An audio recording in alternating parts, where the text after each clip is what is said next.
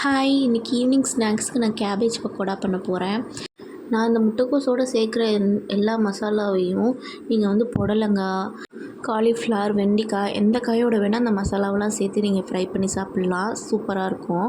இன்றைக்கி வந்து முட்டைக்கோஸ் பக்கோடாவுக்கு நான் வந்து ஒரு 4 டேபிள் ஸ்பூன் வந்து கடல மாவு, ஒரு 2.5 டேபிள் ஸ்பூன் வந்து அரிசி மாவு, மிளகாத்தூள், சீரகத்தூள், கரம் மசாலா, மிளகுத்தூள், உப்பு எல்லாமே சேர்த்து ஒரு தடவை நல்லா கலந்துருங்க. கலந்த பிறகுட்டு தண்ணி கொஞ்சம் கொஞ்சமாக தெளித்து கெட்டியாக வந்து பிசைஞ்சு எடுத்துக்கோங்க. அப்புறம் சட்டியில் எண்ணெய் ஊற்றி எண்ணெய் காஞ்ச பிறகு சின்ன சின்ன போண்டா சைஸில் போட்டு பொரித்து எடுத்துக்கோங்க. ரொம்ப நல்லாயிருக்கும். இந்த முட்டைக்கோஸ் போண்டாவை வச்சே வந்து ரோட் சைட் காளான் செய்கிறாங்க இல்லையா, அதுவும் செய்யலாம்.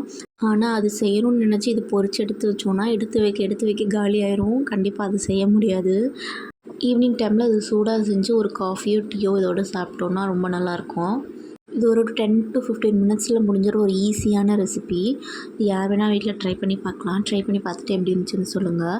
இதே மாதிரி இன்னும் டேஸ்டியான ரெசிபீஸ்க்கு நம்ம சேனலை சப்ஸ்கிரைப் பண்ணிக்கோங்க. இந்த வீடியோ உங்களுக்கு பிடிச்சிருந்துச்சின்னா லைக் பண்ணிடுங்க.